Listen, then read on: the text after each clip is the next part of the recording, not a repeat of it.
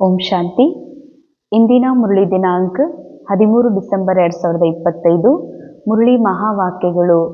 नीचे बच्चे, तुम्हारी यह ईश्वरीय मिशन है. तुम सबको ईश्वर का बनाकर उन्हें बेहद का वर्षा दिलाते हो. ಮಧುರ ಮಕ್ಕಳೇ, ತಮ್ಮದು ಇದು ಈಶ್ವರೀಯ ಮಿಷನ್ ಆಗಿದೆ. ಇಲ್ಲಿ ಎಲ್ಲರಿಗೂ ಈಶ್ವರನ ಸಂದೇಶವನ್ನು ನೀಡಿ ಈಶ್ವರನ ಮಕ್ಕಳನ್ನಾಗಿ ಮಾಡಿ ನೀವು ಈಶ್ವರನ ಬೇಹದ್ದಿನ ಆಸ್ತಿಯನ್ನ ಕೊಡಿಸ್ತೀರಿ. ಬಾಬಾ ಹೇಳ್ತಾರೆ, ಇದೊಂದು ಈಶ್ವರ್ಯ ಮಿಷನ್ ಆಗಿದೆ. ಈಶ್ವರ್ಯ ಮಿಷನ್ನ ಉದ್ದೇಶ ಏನು ಅಂತಂದರೆ ಎನ್ಲೈಟನ್ಮೆಂಟ್, ಅನೇಕ ಆತ್ಮರನ್ನ ದಿವೀಕರಣ ಮಾಡೋದು, ಅನೇಕ ಮನುಷ್ಯರನ್ನ ಮಾನವತೆಗಿಂತಲೂ ಅತಿ ಶ್ರೇಷ್ಠ ಉತ್ಕೃಷ್ಟ ಒಂದು ಕಾನ್ಷಿಯಸ್ಸಿಗೆ ಕರೆದುಕೊಂಡು ಹೋಗುವಂತಹ, ಅಂದರೆ ಯಾವ ದುಃಖ ಚಿಂತೆಯಲ್ಲಿ ಮನುಷ್ಯ ಅದನ್ನು ನಿಜ ಅಂದ್ಕೊಂಡು ನೋವಿನ ಅನುಭವ ಮಾಡ್ತಾ ಇದ್ದಾನೋ ಅದರಿಂದಲೂ ಪರಿಯಾದಂಥ ಒಂದು ಸ್ಥಿತಿ ಇದೆ, ಒಂದು ಸತ್ಯ ಇದೆ. ಆ ಸತ್ಯವನ್ನು ಅನುಭವ ಮಾಡಿಸ್ಲಿಕ್ಕೆ ನಿಮಿತ್ತ ಆಗಿರುವಂತಹ ಒಂದು ಸಂಘಟನೆ, ಒಂದು ಮಹಾನ್ ಕಾರ್ಯ, ಅದೇ ಇದು ಈಶ್ವರ್ಯ ಮಿಷನ್ ಆಗಿದೆ. ಈಗ ತಮ್ಮದು ಇದು ಈಶ್ವರ್ಯ ಮಿಷನ್. ಇಲ್ಲಿ ನೀವು ಎಲ್ಲರಿಗೂ ಈಶ್ವರನ ಮಕ್ಕಳನ್ನಾಗಿ ಮಾಡ್ತೀರಿ. ಅರ್ಥಾತ್ ಈಶ್ವರನ ಮಕ್ಕಳು ಆಗಿದ್ರೂ ಕೂಡ ಅನಾದಿಯಿಂದಲೂ ಪ್ರತಿಯೊಬ್ಬ ಮಕ್ಕಳು ಅನಾದಿ ರೂಪದಲ್ಲಿ ಈಶ್ವರನ ಮಕ್ಕಳೇ ಇದ್ದಾರೆ. ಆದರೆ ವರ್ತಮಾನ ಸಮಯದಲ್ಲಿ ಅನೇಕರು ತಮಗೆ ತಾವು ಏನಾಗಿದ್ದೇನೆ ಎನ್ನುವಂತಹ ಆತ್ಮದ ಸತ್ಯವನ್ನ ಮರೆತು ತಮ್ಮನ್ನ ಒಬ್ಬ ಮನುಷ್ಯ, ಒಬ್ಬ ದೇಹಧಾರಿ, ಒಬ್ಬ ವ್ಯಕ್ತಿ ಅಂತ ತಿಳ್ಕೊಂಡಿರುವ ಕಾರಣದಿಂದ ತಮ್ಮ ಸತ್ಯವನ್ನ ಮರೆತಿದ್ದಾರೆ. ಅದಕ್ಕೆ ಬಾಬಾ ಹೇಳ್ತಾರೆ, ಮತ್ತೆ ನೀವು ಈಶ್ವರನ ಸಂತಾನ ಆತ್ಮ ಇದ್ದೀರಿ ಎನ್ನುವಂಥದ್ದನ್ನ ಸ್ಮರಣೆ ಮಾಡಿಸಿ ನೀವು ಪರಮಾತ್ಮ ಕೊಡುವಂಥ ಬೇಹದ್ದಿನ ಸುಖ, ಶಾಂತಿ, ಪವಿತ್ರತೆಯ ಸಂಪೂರ್ಣ ಆಸ್ತಿಗೆ ಹಕ್ಕದಾರರನ್ನಾಗಿ, ವಾರಸುದಾರರನ್ನಾಗಿ ಮಾಡಲಿಕ್ಕೆ ತಾವ ನಿಮಿತ್ತಿದ್ದೀರಿ ಅಂತಾರೆ ಬಾಬಾ. ಪ್ರಶ್ನೆ, ಕರ್ಮೇಂದ್ರಿಯೋ ಕಿ ಚಂಚಲತಾ ಸಮಾಪ್ತ ಕಬ್ ಹೋಗಿ? ಕರ್ಮೇಂದ್ರಿಯಗಳ ಚಂಚಲತೆ ಸಮಾಪ್ತಿ ಯಾವಾಗಲಿಕ್ಕೆ ಸಾಧ್ಯ ಇದೆ? ಕರ್ಮೇಂದ್ರಿಯಗಳ ಚಂಚಲತೆ ಅಂದರೆ ಇನ್ನೂ ಅನೇಕ ಜನ ಹೀಗೆ ತಿಳ್ಕೊಂಡಿದ್ದಾರ, ಈ ಮನಸ್ಸು ಒಮ್ಮೆ ಮೊಬೈಲ್ ಸ್ಕ್ರಾಲ್ ಮಾಡ್ತದ, ಈ ಮನಸ್ಸು ಒಮ್ಮೆ ಕಿಚನಿಗೆ ಹೋಗ್ತದ, ಮನಸ್ಸು ಒಮ್ಮೆ ಹೊರಗೆ ಬರ್ತದ, ಒಳಗೆ ಹೋಗ್ತದ, ಒಮ್ಮೆ ಮಲ್ಕೋಬೇಕನ್ನಿಸ್ತದ, ಒಮ್ಮೆ ಟಿವಿ ನೋಡ್ತದ. ಇದೆಲ್ಲ ನೋಡುವುದನ್ನ, ಈ ಥರ ಮಾಡುವುದನ್ನ, ಅದಕ್ಕೆ ತಡುವುದು, ಅದಕ್ಕೆ ಯಾವತ್ತಿಗೂ ಒಳ್ಳೆ ವಿಚಾರ ಮಾಡುವಂತಹ, ಒಳ್ಳೆ ಕ್ರಿಯೆಯಲ್ಲಿ ತೊಡಗಿಸುವಂಗ ನಾನು ಮಾಡಬೇಕು ಅಂತ ಮನಸ್ಸನ್ನ ಸರಿ ಮಾಡುವುದರಲ್ಲಿ, ಮನಸ್ಸನ್ನ ತಿದ್ದುಕೊಳ್ಳೋದ್ರಲ್ಲಿನೇ ಅನೇಕರು ತೊಡಗಿದ್ದಾರೆ. ಆದರೆ ಬಾಬಾ ಹೇಳ್ತಾರೆ, ಮನಸ್ಸಿನ ಒಳಗೆ ನಡೆಯುವಂತಹ ಪ್ರತಿ ವಿಚಾರನೂ ಕೂಡ ಡ್ರಾಮಾ ಸ್ಕ್ರಿಪ್ಟೆಡ್ ಇದೆ. ಡ್ರಾಮಾ ಅನುಸಾರನೇ ಬರ್ತಾವ. ಯಾರ್ದ ವಿಚಾರ ಇರಲಿ, ಯಾವುದೇ ಯೋಗಿ ಇರಲಿ, ಯೋಗಿ ಸತ್ಪುರುಷರಿರಲಿ, ಮನುಷ್ಯರಿರಲಿ, ದಾದೀಜಿಯವರೇ ಇರಲಿ, ಸಾಮಾನ್ಯ ಬ್ರಹ್ಮ ಕುಮಾರ್ ಕುಮಾರಿಯರೇ ಇರಲಿ, ಎಲ್ಲರ ಮನಸ್ಸಿನೊಳಗೆ ನಡೆಯುವಂತಹ ವಿಚಾರ ಡ್ರಾಮಾ ಸ್ಕ್ರಿಪ್ಟೆಡ್ ಇದೆ. ನಾವು ಯಾರೂ ನಮ್ಮ ಮನಸ್ಸಿನ ವಿಚಾರಗಳ ಮಾಲೀಕಲ್ಲ. ಮಾಲೀಕ ಅರ್ಥಾತ್ ನಿರ್ಮಾತು ಅಲ್ಲ. ನಾವು ಅದನ್ನು ಕ್ರಿಯೇಟ್ ಮಾಡ್ತಾ ಇಲ್ಲ. ಆಟೋಮೆಟಿಕ್ ಯಾವುದು ಡ್ರಾಮಾ ಅನುಸಾರ ವಿಚಾರಗಳು ನಡೀತದೆ. ಈಗ ಮನಸ್ಸಿನ ಚಂಚಲತೆಯಿಂದ ಮುಕ್ತ ಆಗಬೇಕು, ಸಮಾಪ್ತ ಆಗಬೇಕು ಅಂದರೆ ಮನಸ್ಸು ಒಂದು ಸ್ಕ್ರೀನ್ ಇದ್ದ ಹಾಗೆ, ಈ ಸ್ಕ್ರೀನ್ ಮೇಲೆ ಡ್ರಾಮಾದ story, drama picture, second by second picture ಏನಿದೆ ಅದು ಪಿಕ್ಚರ್ ಹೈದು ಹೋಗ್ತಾ ಇರ್ತದೆ. ನಾ ಆತ್ಮ ಸಾಕ್ಷಿಯಾಗಿ ಆ ಪಿಕ್ಚರನ್ನು ನೋಡ್ತಾ ಇದ್ದೀನಿ. ಒಂದು ವೇಳೆ ಎಲ್ಲಿ ನನಗೆ ಅಲ್ಲಿ ನಡೆಯುವ ಘಟನೆ, ಮನಸ್ಸಿನ ಸ್ಕ್ರೀನ್ ಮೇಲೆ ನಡೆಯುವಂಥ ಚಂಚಲತೆ ಇದು ನಂದು ಅನ್ಕೋತೀನಿ, ಅದು ಖುದ್ ಸ್ವಯಂನ ಅಲಗಾಡಿಸ್ತದ, ಸ್ವಯಂನ ಹಲ್ಚಲ್ನಲ್ಲಿ ತೊಗೊಂಬರ್ತದ. ಸ್ವಯಂ ನನ್ನನ್ನೂ ಕೂಡ, ಅಂದರೆ ಹಲ್ಚಲ್ಲಾಗಿರುವಂತಹ ವಿಚಾರ ಯಾವುದು ಸ್ಕ್ರೀನ್ ಮೇಲೆ ಬಂದು ಹೋಗ್ತಾ ಇದೆ, ನಾ ಆತ್ಮ ಪ್ರೇಕ್ಷಕಿದ್ದೀನಿ, ಸಾಕ್ಷಿ ಇದ್ದೀನಿ.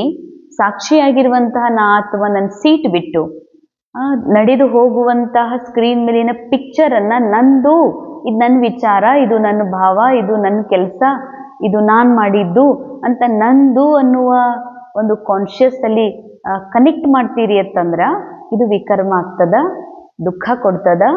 ಈ ಚಂಚಲತೆ ಡಿಸ್ಟ್ರ್ಯಾಕ್ಟ್ ಮಾಡ್ತದ ಮನಸ್ಸನ್ನು, ಅರ್ಥಾತ್ ಆತ್ಮನ ಶ್ರೇಷ್ಠ ಸ್ಥಿತಿಯನ್ನು ಅಲುಗಾಡಿಸಿ ಬಿಡುತ್ತದೆ. ಅದಕ್ಕೆ ಬಾಬಾ ಅಂತಾರ, ಚಿತ್ತದಲ್ಲಿ ಮನಸ್ಸಿನಲ್ಲಿ ಏನೇ ಸಂಕಲ್ಪ ನಡೀತಾ ಇದೆ ಅದು ಡ್ರಾಮಾ ಸ್ಕ್ರಿಪ್ಟೆಡ್ ಇರೋದ್ರಿಂದ ನನಗೆ ಆ ಕಡೆಗೆ ಧ್ಯಾನ ಕೊಡುವ ಜರುರತ್ತಿಲ್ಲ. ಮನಸ್ಸಿನಲ್ಲಿ ಏನು ಒಳ್ಳೇದು ಬರ್ತದೋ ಕೆಟ್ಟದ್ದು ಬರ್ತದೋ ಸರಿನೋ ತಪ್ಪೋ ಇದು ನಾನು ಈ ವಿಚಾರ ಮಾಡುವ ಜರುರತ್ತಿಲ್ಲ, ಇಲ್ಲಿ ಲಕ್ಷ್ಯ ಕೊಡುವ ಜರುರತ್ತಿಲ್ಲ. ನಂದು ಏನು ಅವಶ್ಯಕತೆ ಇದೆ, ನಂದು ಏನು ಕೆಲಸ ಇದೆ ಅಂತಂದ್ರೆ ಬಾಬಾ ಹೇಳ್ತಾರೆ, ಈ ಚಂಚಲ ಮನಸ್ಸನ್ನ ಬಾಬಾಗೆ ಅರ್ಪಣೆ ಮಾಡು. ಮನಾಭವ್, ಮನಸ್ಸು ಬಾಬಾಗೆ ಅರ್ಪಣೆ ಮಾಡು. ನೀನು ನಿನ್ನ ಏಕಾಗ್ರತೆಯನ್ನ, ನಿನ್ನ ಅಟೆನ್ಷನ್ ನಿನ್ನ ಮೇಲೆ ಇಟ್ಕೊ ಅಂತಾರೆ ಬಾಬಾ. ನೀ ಆತ್ಮ ಸಂಪೂರ್ಣ ಇದೆ, ನಿನ್ನ ಸತ್ಯವನ್ನ ನೀ ಆತ್ಮ ಆಗಿರುವ ಆ ಸಂಪೂರ್ಣತೆಯ ಮೇಲೆ, ಸಮೃದ್ಧತೆಯ ಮೇಲೆ ಮತ್ತು ಶಾಂತ ಆಗಿರುವ ಆನಂದ ಸ್ವರೂಪ ಆಗಿರುವ ಸತ್ಯದ ಮೇಲೆ ಏಕಾಗ್ರ ಮಾಡು, ಅನುಭವ ಮಾಡು. ಈ ಸಂಗಮ ಯುಗ ಸ್ವಯಂನ ಅನುಭವ ಮಾಡುವಂತಹ, ಸಂಪನ್ನತೆ ಅನುಭವ ಮಾಡುವಂತಹ ಸಮಯ ಇದೆ. ಅದಕ್ಕೆ ಬಾಬಾ ಹೇಳ್ತಾರ, ಈ ಚಂಚಲತೆ ಹೋಗ್ಬೇಕಂದ್ರೆ ಏನ್ ಮಾಡ್ಬೇಕು, ಯಾವಾಗ ಹೋಗ್ಲಿಕ್ಕೆ ಸಾಧ್ಯದ? जब तुम्हारी स्थिति सिल्वर एज तक पहुंचेगी, अर्थात जब आत्मा त्रेता की सतोष स्टेज तक पहुंच जाएगी तो कर्मेंद्रियों की चंचलता बंद हो जाएगी. अंडरलाइन ಬಾಬಾ ಹೇಳ್ತಾರೆ, ಕರ್ಮೇಂದ್ರಿಯಗಳ ಚಂಚಲತೆ ಬಂದಾಗಬೇಕಂದ್ರೆ ನಿಮ್ಮ ಸ್ಥಿತಿ ಎಲ್ಲಿಗೆ ಬಂದು ತಲುಪಬೇಕು? ಸಿಲ್ವರ್ ಏಜ್, त्रेता की सतोष स्टेज तक पहुंच जाएगी.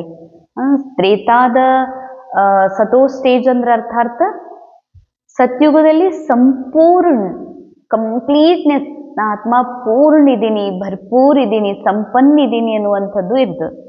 ತ್ರೇತಾಯುಗದಲ್ಲಿ ಅದೇ ಆತ್ಮಾಭಿಮಾನಿ ಸ್ಥಿತಿ, ಅದೇ ನಮ್ಮೆಲ್ಲರ ಮಧ್ಯದಲ್ಲಿ ಒನ್ನೆಸ್ ಭಾವ, ಅದೇ ರಾಜ ಆಗಿರುವ ಸ್ವರಾಜ್ಯಾಧಿಕಾರಿ ಸ್ಥಿತಿ ಎಲ್ಲವೂ ಇದೆ. ತ್ರೇತಾಯುಗದಲ್ಲೂ ಇದೇ ಮುಂದುವರಿತಾ ಇದೆ. ಥೋಡಾ ಸ ತ್ರುಟಿ ಅಂತಾರೆ, ತ್ರೇತಾಯುಗ ಅಂದ್ರೆ ತ್ರುಟಿ, ಸ್ವಲ್ಪ ಕಮ್ಮಿ ಇರ್ತದೆ. ಈಗ ಬಾಬಾ ಹೇಳ್ತಾರೆ, ಸ್ವಲ್ಪ ಕಮ್ಮಿಯಾಗಿರುವಂತ ಸ್ಟೇಜ್ ಅಂದ್ರೆ ಸಂಪೂರ್ಣ ಆಗ್ಬೇಕಾಗಿದೆ. ನೀವು ಯಾವಾಗ ನೀವು ನಿಮಗೆ ಒಂದು ಸ್ವಲ್ಪ ಕಮ್ಮಿ ಮಾತ್ರ ಅದ ಅನ್ನುವಂಥ ಸ್ಟೇಜಿಗೆ ತಲುಪ್ತೀರಿ, ಆಗ ಈ ಸಂಕಲ್ಪಗಳು ಮತ್ತು ಈ ಚಂಚಲತೆ ಅನ್ನೋದೇನಿದೆಯಲ್ಲ ಇದು ಸಮಾಪ್ತಿ ಆಗ್ಲಿಕ್ಕೆ ಸಾಧ್ಯ ಇದೆ. अभी तुम्हारी रिटर्न जर्नी है, इसीलिए कर्मेंद्रियों को वश में रखना है. ಈಗ ನಿಮ್ದು ವಾಪಸ್ ಯಾತ್ರಾ ಇರೋದ್ರಿಂದ ಬಾಬಾ ಹೇಳ್ತಾರೆ, ಎಲ್ಲಾ ಕರ್ಮೇಂದ್ರಿಯಗಳನ್ನ ಶಾಂತ ಮಾಡ್ಕೊಳ್ಳೇಬೇಕು. कोई भी छिपाकर ऐसा कर्म नहीं करना जो आत्मा पतित बन जाए.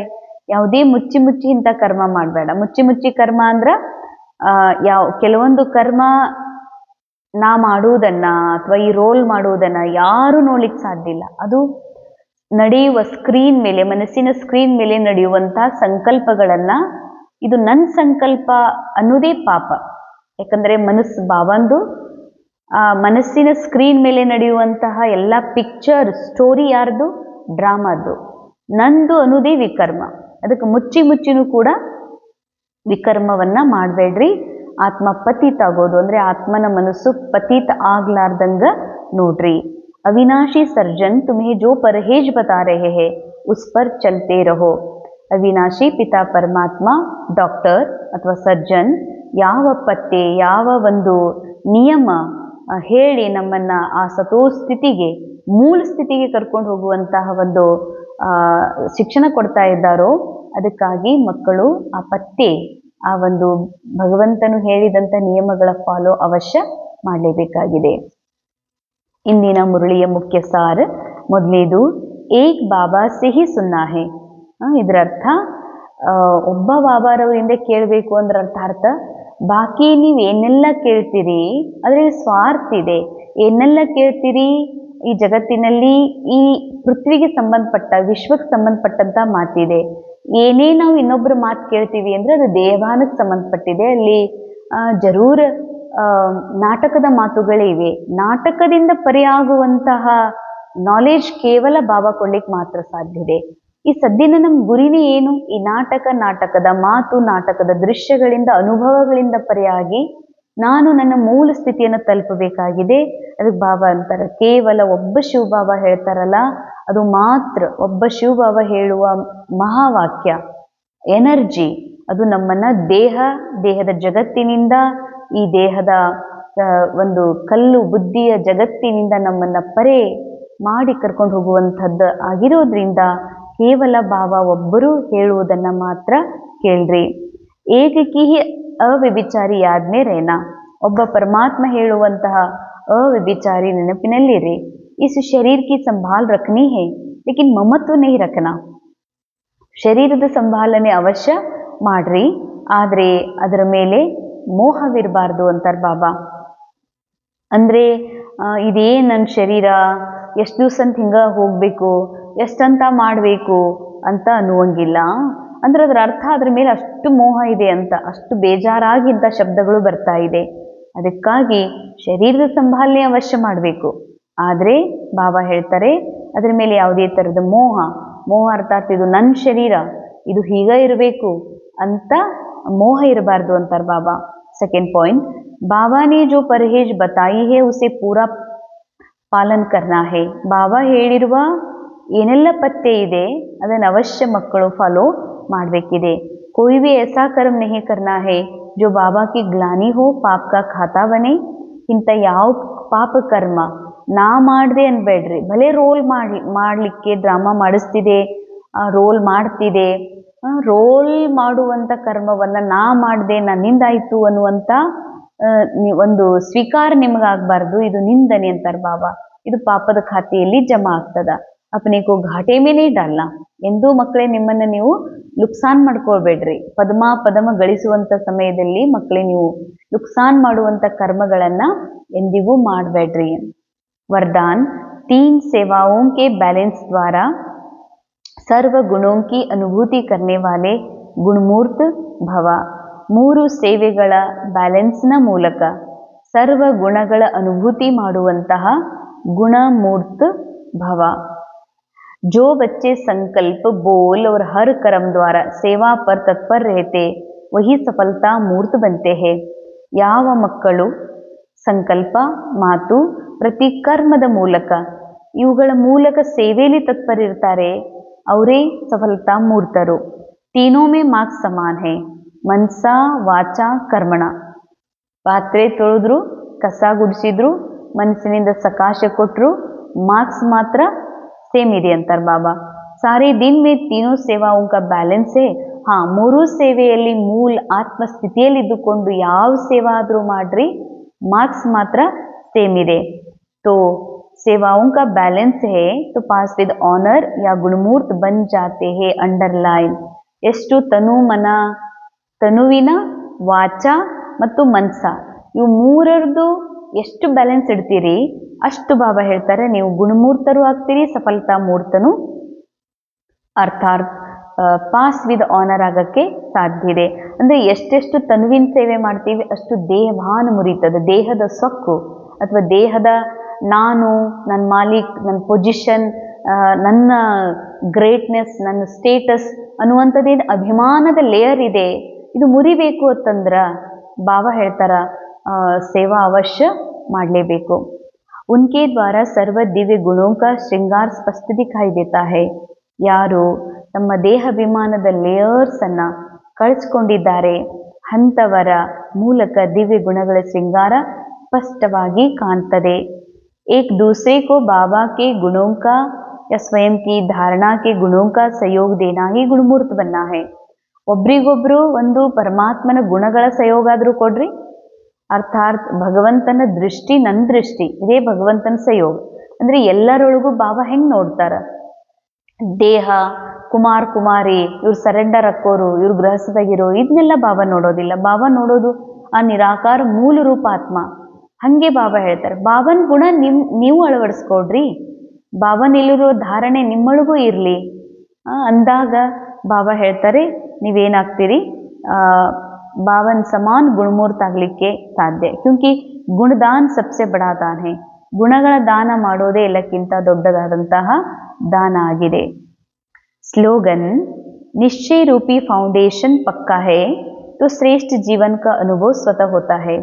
ನಿಶ್ಚಯ ರೂಪಿ ಫೌಂಡೇಶನ್ ಪಕ್ಕ ಇತ್ತು ಅಂದ್ರೆ, ನಿಶ್ಚಯ ಇದೇ ಪಕ್ಕ ಫೌಂಡೇಶನ್. ನಾ ಆತ್ಮ ಇದ್ದೀನನ್ನುವಂಥ ನಿಶ್ಚಯ, ನಾ ಪೂರ್ಣ ಇದ್ದೀನನ್ನುವಂಥ ನಿಶ್ಚಯ, ರೋಲ್ ನಾನಲ್ಲ ಅನ್ನುವಂಥ ನಿಶ್ಚಯ, ರೋಲ್ ಅಪೂರ್ಣ ಇದೆ ಅನ್ನುವಂಥ ನಿಶ್ಚಯ ಇತ್ತು ಅಂದರೆ ಬಾಬಾ ಹೇಳ್ತಾರ ಶ್ರೇಷ್ಠ ಜೀವನದ ಅನುಭವ ಸ್ವತಃ ಆಗ್ತದೆ. ಅವ್ಯಕ್ತಿ ಇशारे अब संपन्न व कर्मातीत बनने की धुन लगाओ.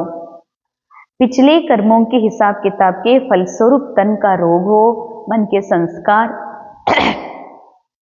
अन्य आत्माओं के संस्कारों से टक्कर भी खाते हो, लेकिन कर्मातीत कर्म भोग के वश न होकर मालिक बन हिसाब चुकतू करावे. अंडरलाइन. ಡಿಕೆ ರೇಣುಕಾ ಬೇರೆನೆ, ನಾ ಆತ್ಮ ಬೇರೆನೆ ಇದ್ದೀನಿ. ಕರ್ಮ ಭೋಗ ಏನಿದೆ, ಲೆಕ್ಕ ಪತ್ರ ಏನಿದೆ, ಹಿಸಾಬ್ ಕಿತಾಬ್, ಶರೀರದ ರೋಗ, ಸಂಬಂಧ ಸಂಸ್ಕಾರಗಳ ಒಂದು ಜಂಜಾಟ, ಇವೆಲ್ಲ ಯಾರ್ದು? ಇದು ನಾನು ಆತ್ಮದ್ದಲ್ಲ. ನಾ ಇವೆಲ್ಲವುಗಳಿಂದ ಸದಾ ನ್ಯಾರ ಪ್ಯಾರ ಇದ್ದೀನಿ. ಇವೆಲ್ಲ ಯಾರ್ದು ಅಂದ್ರೆ ರೇಣುಕಾ ರೋಲ್ದು. ಆದರೆ ರೇಣುಕಾನೇ ನಾನೇ ಅಂತ ತಿಳ್ಕೊಂಡಿರುವಂಥ ಈ ಮನಸ್ಸು ಅನುಭವ ಮಾಡ್ತದ, ಇದು ನನ್ನ ಕರ್ಮ, ನನ್ನ ಸಂಸ್ಕಾರ, ಇದು ನನ್ನ ಸಂಸಾರ, ಇದು ನನ್ನ ಜಂಜಾಟ, ಏನು ಮಾಡಲಿ ಹೆಂಗೆ ಮಾಡಲಿ ಅಂತ. ಅದಕ್ಕೆ ಬಾಬಾ ಹೇಳ್ತಾರ, ಆ ಶರೀರದ ರೋಗನೇ ಇರಲಿ, ಸಂಬಂಧಿಗಳ ಕಿರುಕುಳನೇ ಇರಲಿ, ದೊಡ್ಡ ಸಮಸ್ಯೆಗಳೇನೇ ಇರಲಿ, ಆದರೆ ಎಂದಿಗೂ ಕೂಡ ಇದು ನನ್ನ ಕರ್ಮ, ನಾನಾ ಮಾಡ್ತಿದ್ದೀನಿ ಅಂತ ಅನ್ಕೋಬೇಡ್ರಿ. ಕರ್ಮದಿಂದ ಸದಾ ನ್ಯಾರ ಇರಂತಾರ ಬಾಬಾ. ಇದೇ ಕರ್ಮ ಯೋಗಿ ಬಂದು ಕರ್ಮ ಭೋಗ್ ಚುಕ್ತು ಕರ್ನ. ಕರ್ಮ ಭೋಗ್ ಇದೆ ರೋಲ್ದು, ರೋಲ್ ಚುಕ್ತು ಮಾಡ್ತದ. ಆದರೆ ನೀ ಆತ್ಮ ಸಾಕ್ಷಿಯಾಗಿ ನೋಡಂತಾರ ಬಾಬಾ. ಕರ್ಮ ಯೋಗಿಯಾಗಿ ಕರ್ಮ ಭೋಗವನ್ನ ಚುಕ್ತು ಮಾಡ್ಕೊಡ್ರಿ. ಇದಕ್ಕೆ ಕರ್ಮಾತೀತ ಸ್ಥಿತಿಯ ನಿಶಾನಿ ಅಂತ ಹೇಳ್ತದೆ. ಪ್ರಾಕ್ಟೀಸ್ ಕರೋ ಅಭಿ ಅಭಿ ಕರ್ಮಯೋಗಿ, ಅಭಿ ಅಭಿ ಕರ್ಮಾತೀತ ಸ್ಟೇಜ್. ಅಂಡರ್ಲೈನ್. ಪ್ರಾಕ್ಟೀಸ್ ಮಾಡ್ರಿ. ಈಗೀಗ ರೋಲ್ನ ಮೂಲಕ ಮುರಳಿ ನುಡಿಸ್ಲಾಗ್ತಾ ಇದೆ. ಭಲೆ ಮುರಳಿಯರೇ ನುಡಿಸ್ಲಿ, ಭಲೆ ಮಾತರ ಆಡಿಸ್ಲಿಕ್ಕೆ ಹಚ್ಚಲಿ, ಡ್ರಾಮಾ, ಇದನ್ನೆಲ್ಲ ಕೇವಲ ನಾ ಆತ್ಮ ನೋಡ್ತೀನಿ. ಬಾಬಾ ಹೇಳ್ತಾರೆ ಇದಕ್ಕಂತಾರ ಕರ್ಮಯೋಗಿ. ಕರ್ಮ ಮಾಡ್ತಿದ್ರು ಕರ್ಮದಿಂದ ಪರೇ ನಾ ಆತ್ಮ ಆ ಕರ್ಮ ನಡೀತಾ ಇರುವುದನ್ನು ನೋಡ್ತಿದ್ದೇನೆ. ಈಗೀಗ ಕರ್ಮಯೋಗಿ, ಈಗೀಗ ಕರ್ಮಾತೀತ. ಕರ್ಮದ ಜಗತ್ತು, ಶರೀರ ಇವೆಲ್ಲದರಿಂದ ಪರೇ ನಿರಾಕಾರಿ ಆತ್ಮ ಸತ್ಯದಲ್ಲಿ ಸ್ಥಿತ ಆಗೋದು ಇಲ್ಲ. ಕರ್ಮಯೋಗಿ ಜೀವನದಲ್ಲಿ ಕಾಯಕ, ಕರ್ಮ, ರೋಲ್ನ ಮೂಲಕ ಕರ್ಮ ಮಾಡೋದು ಸುನಿಶ್ಚಿತ ಇದೆ. ಡ್ರಾಮಾನುಸಾರ ಏನು ಕರ್ಮ ಆಗ್ಬೇಕಾಗ್ತಾ ಇದೆ ಅದನ್ನು ಕೇವಲ ನಾನು ನೋಡ್ತೀನಿ, ಕೇವಲ ನಾನು ವೀಕ್ಷಣೆ ಮಾಡ್ತೀನಿ. ಇದಕ್ಕಂತಾರ ಬಾಬಾ ಕರ್ಮಾತೀತ ಸ್ಥಿತಿ. ಓಂ ಶಾಂತಿ. ಅನುಭವ ಮಾಡೋಣ. ಶರೀರದ ರೋಗ, ಸಂಬಂಧಿಗಳ ಪತಿಯಾಗಿ ಏನೆಲ್ಲ ಚಿಂತೆ ಇದೆ, ಅದು ರೋಲ್ನ ಚಿಂತೆ, ರೋಲ್ನ ಜವಾಬ್ದಾರಿ, ರೋಲ್ನ ಕರ್ಮ ಭೋಗ ಆಗಿದೆ. ನಾ ರೋಲ್ ಅಲ್ಲ, ನಾ ಶರೀರ ಅಲ್ಲ, ನಾನು ಪಾತ್ರವೂ ಅಲ್ಲ, ನಾನು ಆತ್ಮ. ಈ ಜಗತ್ತಿನ ಸ್ಪರ್ಶದಿಂದ ಪರೆ, ಜಗತ್ತಿನಿಂದ ನ್ಯಾರ, ಅತಿ ಸೂಕ್ಷ್ಮ ಪ್ರಭು ಪ್ಯಾರ ಆತ್ಮ ನಾನು. ಹೀಗಾಗಿ ನನಗೆ ಈ ಜಗತ್ತಿನ ಯಾವುದೇ ವೈಭವ ಆಕರ್ಷಣೆ ಮಾಡಲಿಕ್ಕೆ ಸಾಧ್ಯ ಇಲ್ಲ. ಈ ಜಗತ್ತಿನಲ್ಲಿರುವ ಯಾವ ವ್ಯಕ್ತಿ ನನ್ನನ್ನು ಟಚ್ ಮಾಡಲಿಕ್ಕೆ ಅಥವಾ ನನ್ನನ್ನು ವಶೀಭೂತ ಮಾಡ್ಕೊಳ್ಳಿಕ್ಕೆ ಸಾಧ್ಯ ಇಲ್ಲ. ನನಗೆ ತಿಳಿದಿದೆ ನಾನು ರೋಲ್ ಅಲ್ಲ, ನಾನು ಅತಿ ಸೂಕ್ಷ್ಮವಾದ ನಿರಾಕಾರ ಜ್ಯೋತಿರ್ಬಿಂದು ಅರ್ಥಾತ್ ಹೈಯರ್ ಕಾನ್ಷಿಯಸ್ ಆಗಿದ್ದೀನಿ ಅಂತ. ಇದೇ ಅನುಭವವನ್ನು ಮಾಡೋಣ. ಈಗೀಗ ಕರ್ಮಯೋಗಿ, ಈಗೀಗ ಕರ್ಮಾತೀತ ಸ್ಥಿತಿ. ಓಂ ಶಾಂತಿ.